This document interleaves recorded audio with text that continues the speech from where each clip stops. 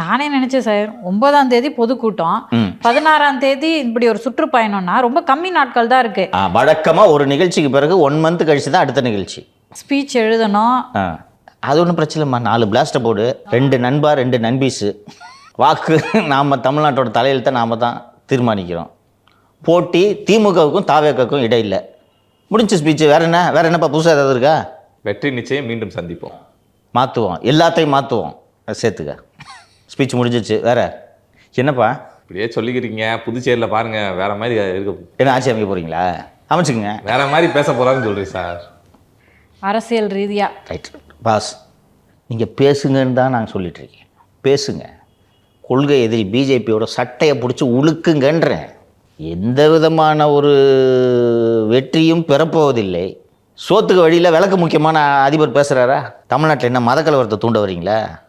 என்றைக்கு இல்லாமல் இன்றைக்கி என்ன உங்களுக்கு முருகன் மேலே அக்கறை? எலெக்ஷன் வந்தோன்னு அக்கறை வருதா கேட்குறாரா?